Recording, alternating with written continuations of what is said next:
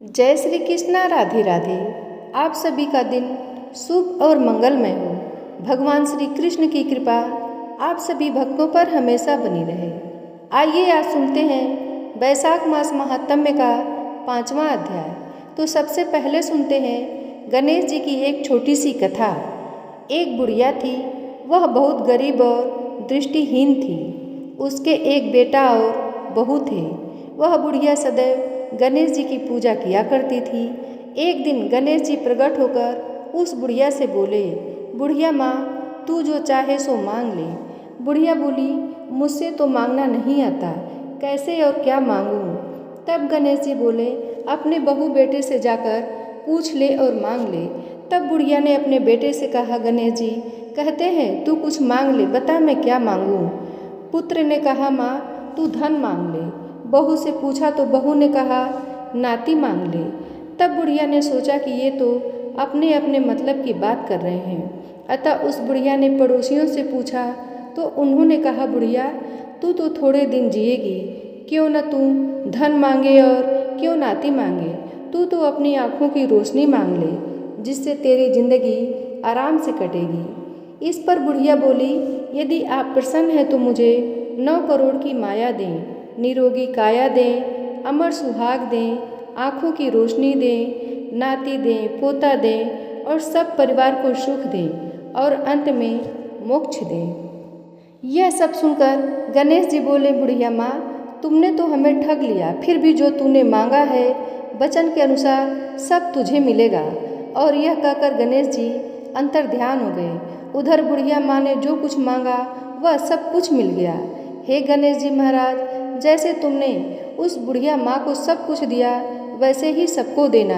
एक बार प्रेम से बोलिए, गणेश जी महाराज की जय हो। नारद जी कहने लगे, हे राजन, वैशाख मास सब धर्मों, तपों और मासों में श्रेष्ठ है।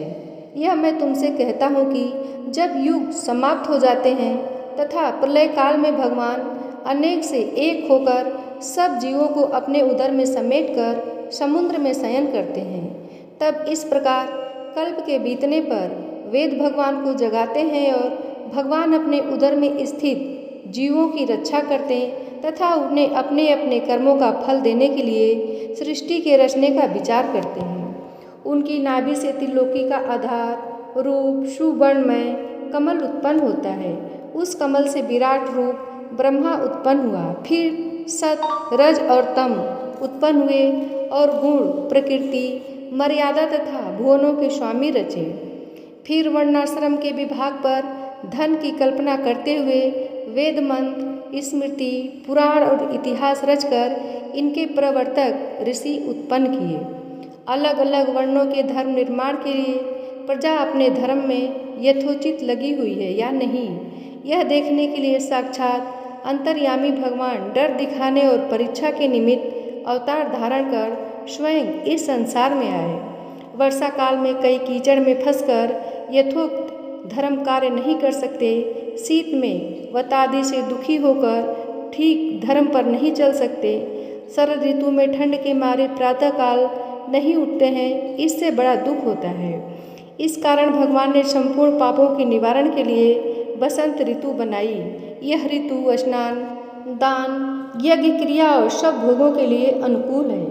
मीन की संक्रांति में वर्णाश्रम वासियों के घरों में रहकर भगवान लोगों के कर्मों को देखते हैं, धर्म पर चलने वाले मनुष्यों की मनोकामना पूरी करते हैं और अधर्म पर चलने वाले की आयु और धन छीण करते हैं। जो वैशाख मास में अच्छी तरह भगवान का पूजन करते हैं, अर्थात उन्हीं के रूप साधु महात्माओं की सेवा करते हैं, तथा जो अन्य महीनों में नहीं करते किंतु वैशाख में ही करते हैं, उनकी पूजा आदि को देखकर भगवान उनको क्षमा कर देते हैं। भगवान भी पूजा से यह देखते हैं कि कितना श्रद्धा है। भगवान इस मास में प्राणियों की परीक्षा करते हैं।